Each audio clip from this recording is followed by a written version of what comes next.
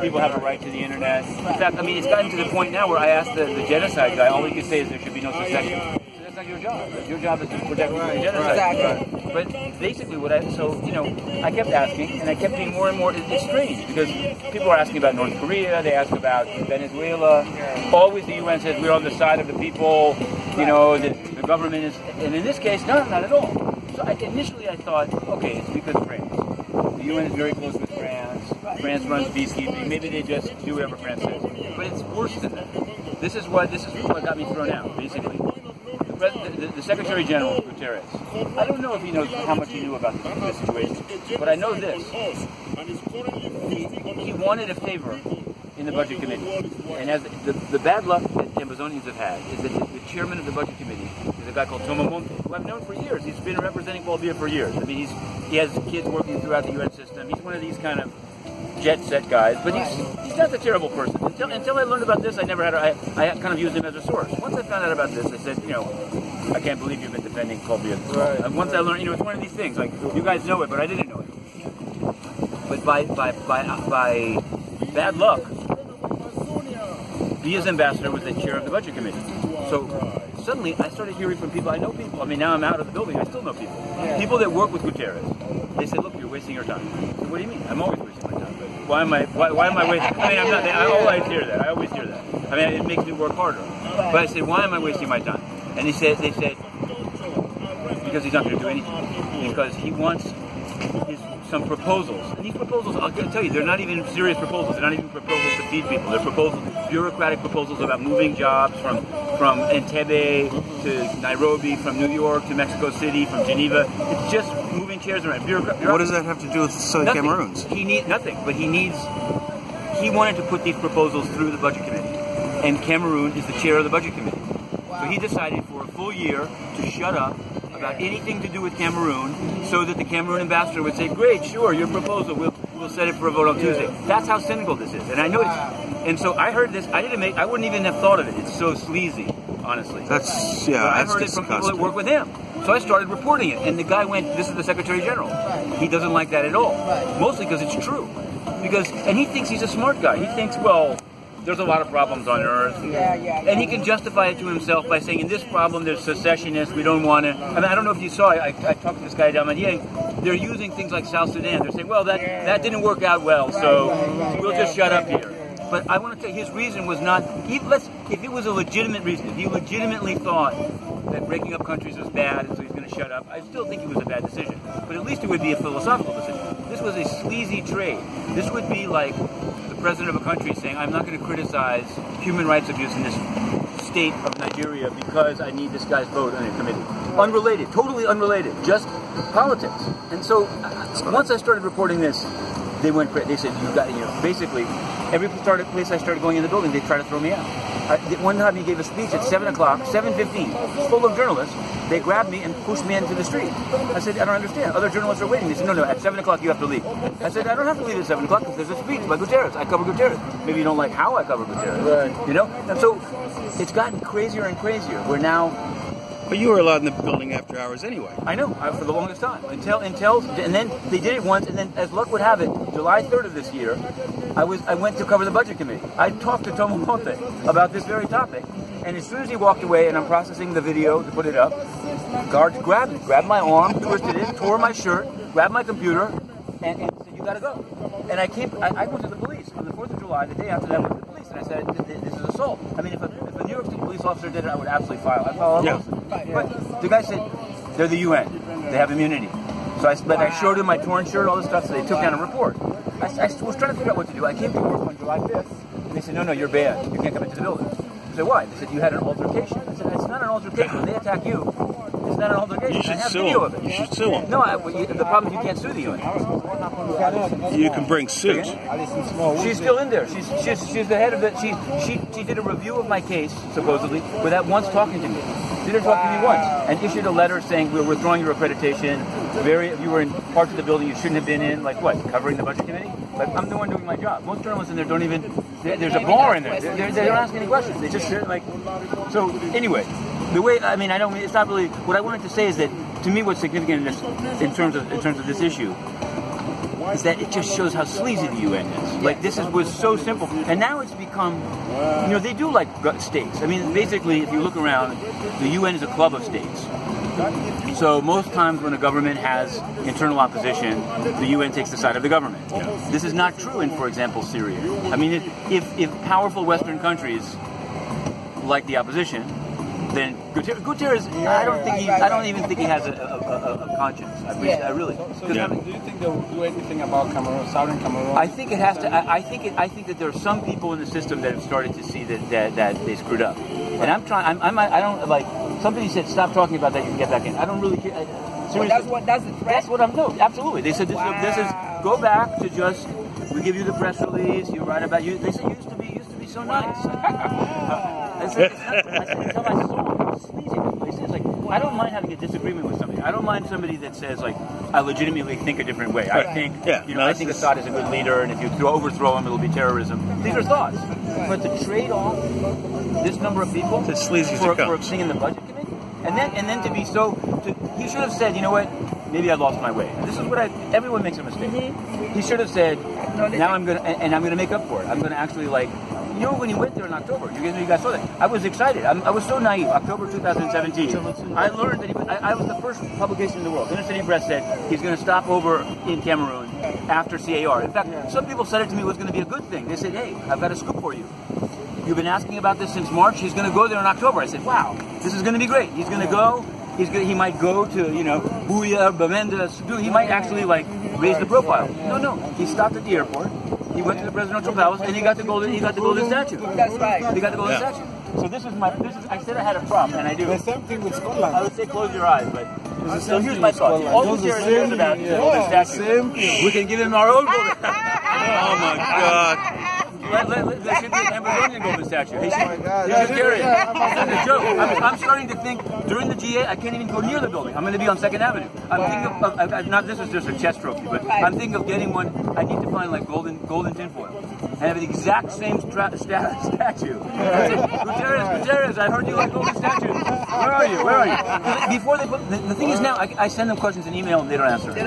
When you could go in the briefing, I could say where is, and I asked them a number of times. But we heard this guy from the UN, what's his name, from CNN. Yeah. He questioned what happened to you. Oh, absolutely. But the thing is, and they said, well, we reviewed. The guy from CNN is not afraid of the UN. Thank God. I like that guy. Other journalists, they are. There was one guy who said, look, I asked a question about your case, but afterwards they told me if I do it again, I'm going to be thrown out. I'm not kidding you. It sounds terrible. The United Nations is acting like a thug. Wow. Absolutely like a thug. They said, stop asking about this guy.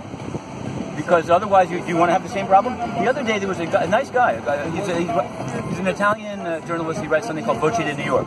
He told me he was going to do it this way, and he did it. He said, Stefan, I have a question on behalf of Matthew Lee of Inner City Press. Can I ask it? And the spokesman suddenly gets angry. He got angry, and he says, no. If you ask the question, you take responsibility for it.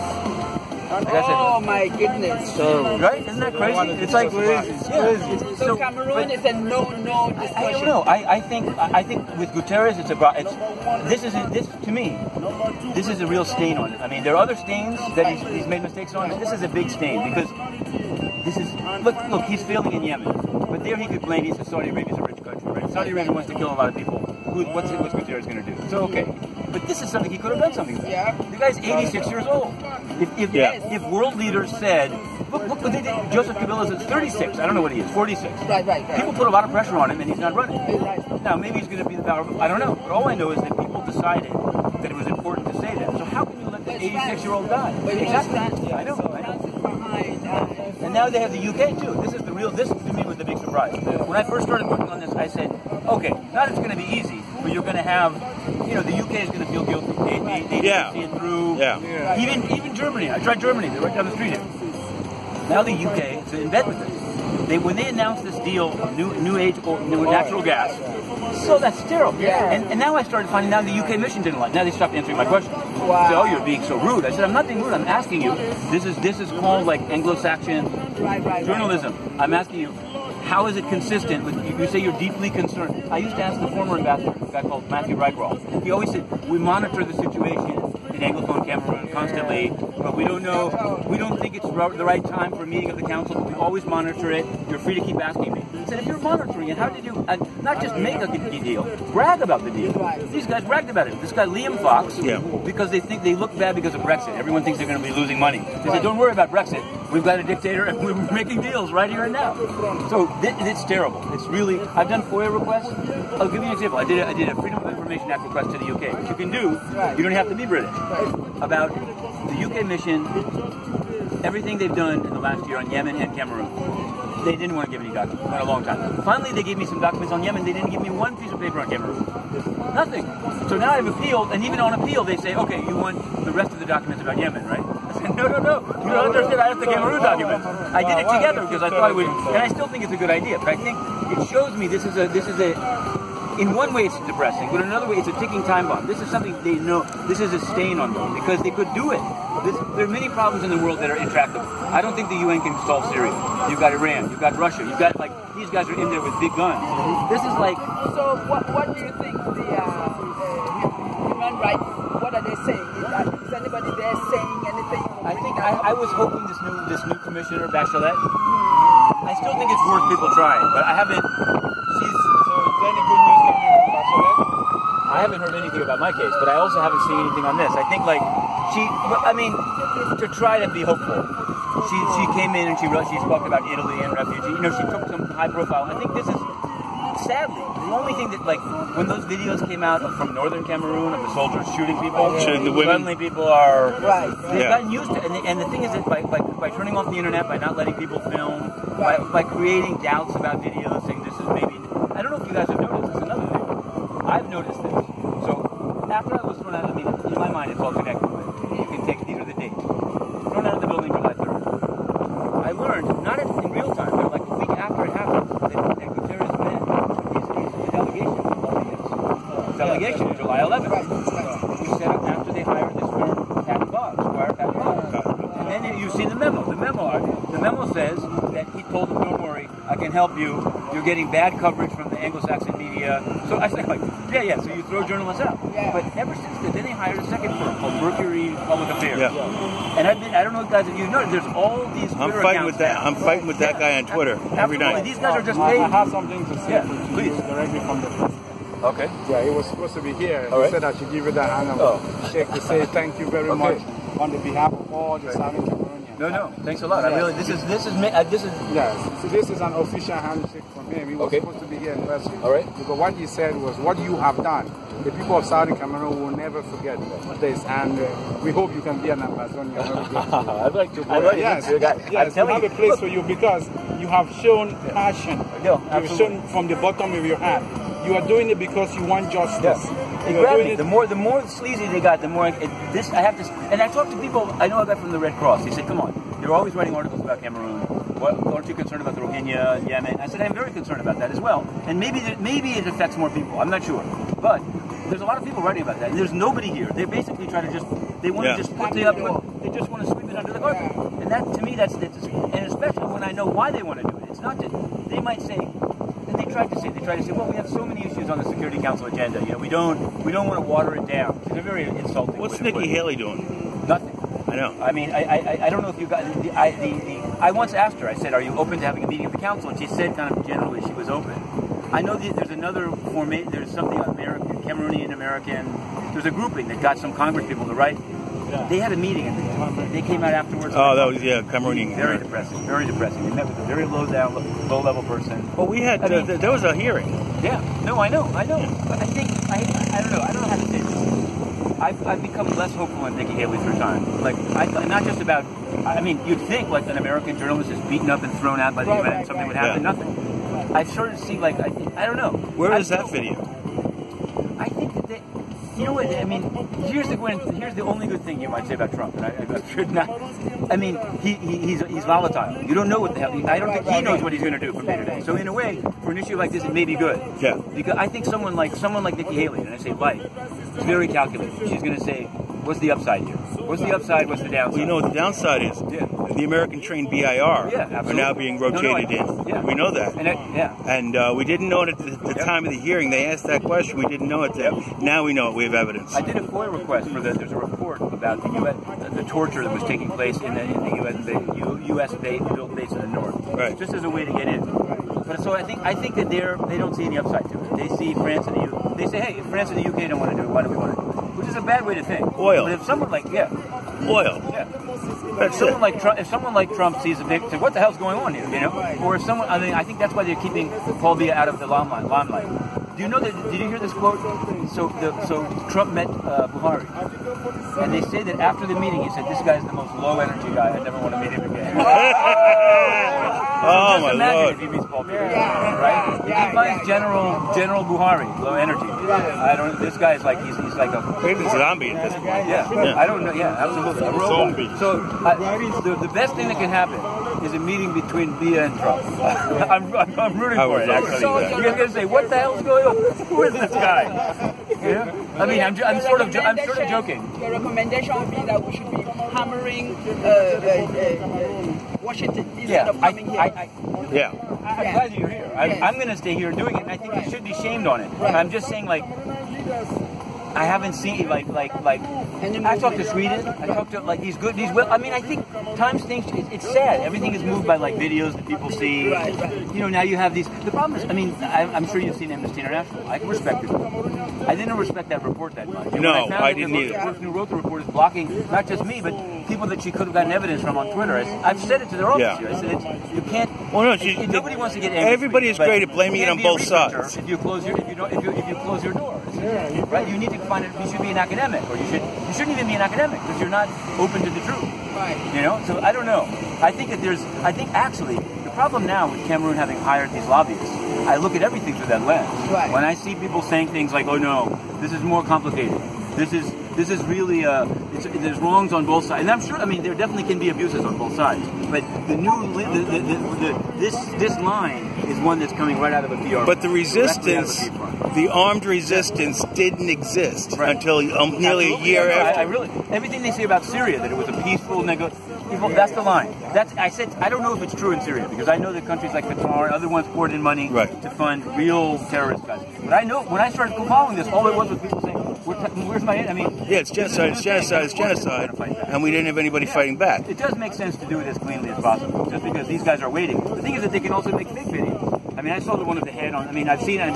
It has to be condemned, and you go through all this stuff. But it is true. Like this, I think the one thing I try to say to people, this is solvable. This is not a religious concept. There's so many problems on earth that I don't think they're going to be solved. This is very easily solvable. This can be solved. I mean, maybe you know. Yeah. You know what somebody told me? I mean, I hate to say this, but this is why I want to fight to get back in the U.S. I can still write stories from outside, but when you're in, I can get, not even the press conferences, it bothers me not to be able to ask them on camera, but also people approach me, and I work usually on a bus stop right in front of the Delegate Center. People come by, but it's still, people can see them. It's not as good.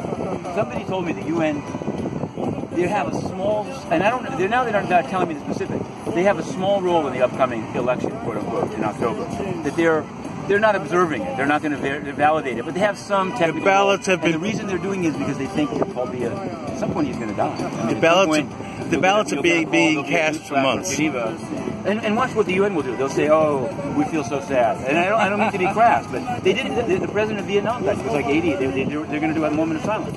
But that might happen. So then the question is, what then happens? Is it just his own cronies that take over, or is there an actual? I'm not saying they should wait for that to happen. There is a constitutional way for it. There is a constitutional way for it to happen. However, the people at the top are all shuffling chairs and moving around. I mean, yeah, they are. Like a pretty old. I've seen Tomamonte too. Like I've seen the room that all of those guys are. So yeah. But then the question is. So then what? I think that people like the good people in the UK, they would say, okay, then you can have a country that's unified again. I don't know. Maybe you need to have a referendum again. Maybe you got to have, I don't know. We need a referendum. Well, you need to be ready for that moment. Though. Referendum is the next step. Nobody lives forever. I'm sure this guy's going to try to buy people's organs and try to retool himself. I mean, people do it. If they have enough money. He's going to die of cancer. He's going to have cancer all over his body. Yeah. If he buys your heart, then his penis is going to be cancer. If he buys the penis, then the eye. I haven't been able to. Feedback like the last time. There was a feedback from inside, but this time no feedback yet. See, last year he was here. I went to the photo op. I got I followed every move they made. Now I'm on the outside, so whatever hotel, I bet you they bring a big delegation. I mean, this week is very. I once did some research and I found like they diplomats. There's countries that bring 100 people, and 80 of them don't even go into the building the whole week. They just came to New York to shop on Fifth Avenue. If you go, I'm planning to do it one day. They're having the speeches. I'm going to go to Fifth Avenue and say it'll be all these people. I think you did something like that last year, right? This time I'm going to do it. I'm going to do it even more. Yeah. It's too much. It's just. I mean. But I think that they. I also think like. I saw recently there was some MP in the UK that raised it in parliamentary questions. And I think it's an issue that's bubbling, that's coming along. I think absolutely, 100%. And especially you can't like the countries that are that I saw Sweden like. I thought they were going to do something. There was a Security Council trip that went through Cameroon, but only about terrorism. But I was here in New York, and I kept sending the messages. I said, "You got to take this was more than a year ago." I said, "Still, you got to check this out." And a few of those missions said, "Oh, it's interesting. Keep sending me information." But ultimately, they backed out to France. You know, I mean, the crazy thing about that, the meetings that they had on July 11th in New York, they didn't even meet with France. You see the memo that says we came. They said the Patton Boggs memo. They came to New York. They met with Haley's deputy. They met with Netherlands. I've asked and those guys hate me now because I stand in front of the gate and I say like, so what happened at your meeting? Did you know the meeting was set up by lobbyists? Some of these guys said to me like, you should be happy. We finally met with Cameroonians. I said, what Cameroonians? You met with Pompey's lobbyists being manipulated by a DC law firm. You should be embarrassed. You should be absolutely embarrassed. They said, oh. Now they just want to forget the whole thing. I've also done a FOIA request to the Netherlands. They have a law over there called the GALL. I don't know what it stands for, but it's the same thing. I want to get all the documents, what they knew, what kind of a humanitarian. These guys are they're with the European Union. You're going to have many meetings about feeding people in the Rohingya and sending people to the ICC from Myanmar. You met with if Russia met with Assad's lobbyists. These were guys who would be the first one to say this is disgusting. And they did the same thing. They just don't care. They don't know. So you have to. That's the thing about being relentless, because they give so little thought to this. These missions came to me and said, "You should be happy. We had a Cameroon meeting." So what kind of a meeting was that? So you think maybe they want to meet Southern Cameroonians? They should. I keep asking. Absolutely. Because France are going to say, "Come on." France is saying, don't worry, we've got this under control, but don't encourage secessionism. That's where the guy's line. And now I'm going to focus on this guy, the genocide project. This guy's name, Ambazonia, because he said it to me, right? I couldn't go inside to his press conference, but I met him right in front of the gate, and I asked him. And he said, no, you have to understand, Matthew, Africa must be united. He's a guy from Senegal. I don't know if you've seen this video. He said it has to be united. He quoted Bob Marley. He said, in the name of Bob Marley. Yeah, he said, one. I said, did you say this about South Sudan? Yeah, who's that guy? He said, Senegal. I know, exactly. Good. I know. There was some guy from Senegal here today. I think he knows that his boss. And see, this is the thing. This is I personally think Guterres didn't even think this one through. He just wanted favors in the budget committee. And now that he's gone that route, he's locked into the position. I'm going to stay on him relentless. I think he should resign. Just between you and me, I don't think he's going to. When is the next Secretary General come up? It's a 5-year term, and he's 1.5 years into the 5-year term. If Trump is reelected, he might bounce it.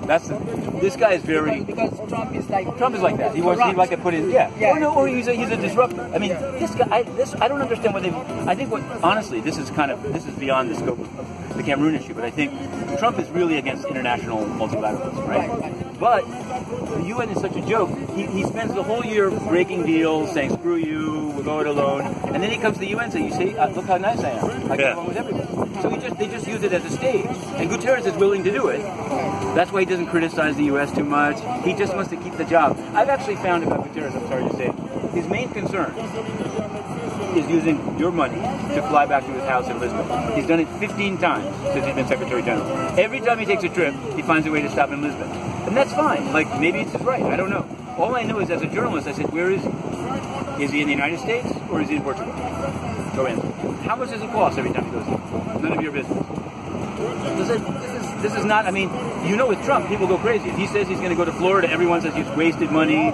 So I just try to cover Guterres the way people cover Trump. So I think They don't like it. The difference is Trump would like to smash a journalist on the street, but if he did it, people would go crazy. Yeah. But this place is so sleepy. People are like, they can't believe it happened. These European countries, they say, well, we're sorry it happened. One guy said to me, what can I do? I said, what do you mean? You're the ambassador of a major country. What do you mean, what can you do? I mean, for that, go back to it. So I think maybe facts. what you're saying, we should focus on France as well. Yeah, I think so. They can't be let off the hook. Oh, yeah. Yeah. Nigeria, too. I was so naive. Today there was a press conference by the foreign minister of Nigeria, but I couldn't go in to do it. I'm going to get the video. Last year he did the same thing.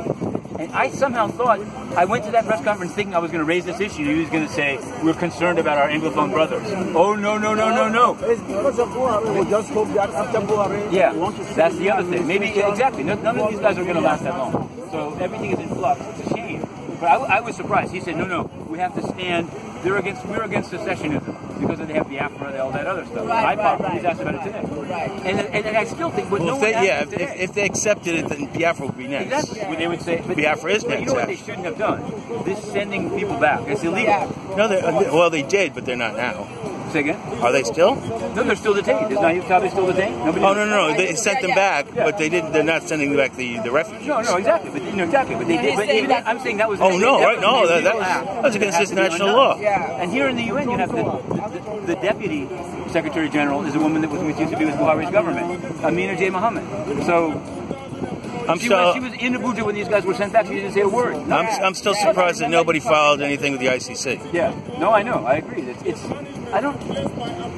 another one. I mean, the thing is, I've been here enough. Everyone's always talking about the ICC is going to be the magic bullet. I mean, it's true. You have to try 101 strategies, and things have to be documented. And I think, I'm also interested in this lobbying thing. I've decided. I never saw this. When I started covering the UN, I didn't know that countries would hire lobbyists. Right. I mean, it's not illegal in the United States unless you don't disclose it. But should the UN... And that's this guy's argument to me. You should know. These missions they would have been helped. They should have known they're meeting with a lobbying group. This is not a diplomatic meeting. This is a... But I'm sure they know that... I think they do. I know. I just want to explode. They're just corrupt. It is very corrupt. That's this is what makes me I mean, in the most simple way. This is very simplistic, but honestly, when I first started covering the UN, I still thought they were supposed to be on the side of the underdog. You know, they were supposed to be the place that if you're getting screwed, it's not. That's not what it is. Well, no, the UN has screwed since 1960. Yeah.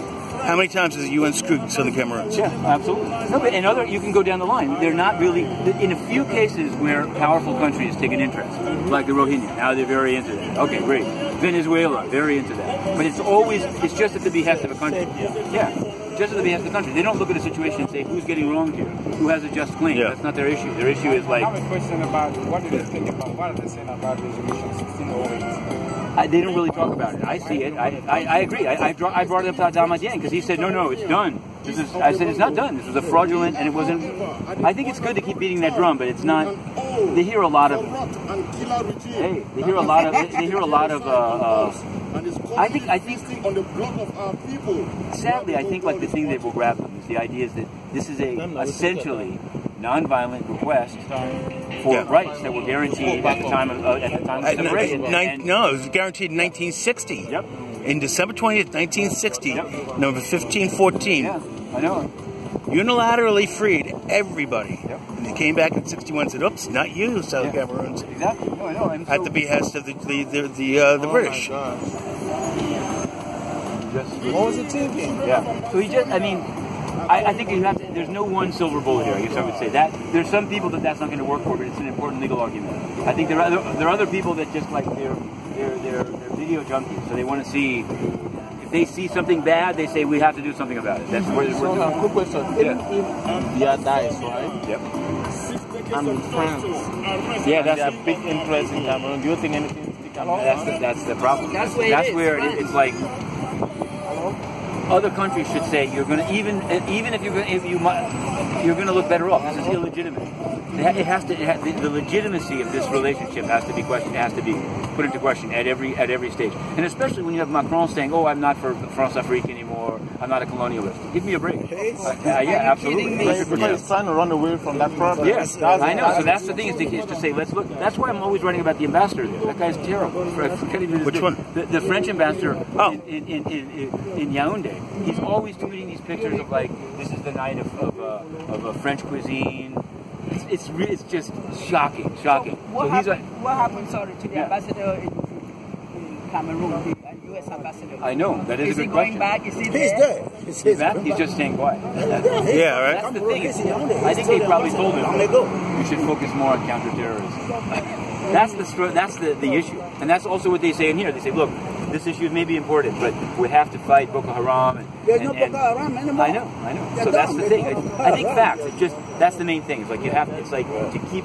That's why I'm writing. I've written like 250 stories because it's fact. You have to. You can't just say you should care about this issue. It's like let's go to brass tacks. Like are they up there? How are they treating refugees? It's like. Yeah. I thought that there was a story, there was an expose of how much time BS spends in Geneva. This is important too. He can become the poster child of absolute absentee government. At least the least thing the UN could do is to say, if you're gonna be a dictator, you have to live in the country. Right. It's not much. Right. But the problem is, you know why they can't say that? Guterres doesn't do it. He's a dictator, right. and he's all the time in Portugal. Yeah. This is the problem. Yeah. I mean, this is my. It sounds explosive, but this is. I think the problem is they can't. You can't point the finger. How can they talk about freedom of the press when you throw the press in the street? Exactly. How can you talk about being an absentee leader when he's an absentee leader? Exactly. Yeah. So it's very bad. I think we just have to demand better all around and document everything. Well, thank you very much.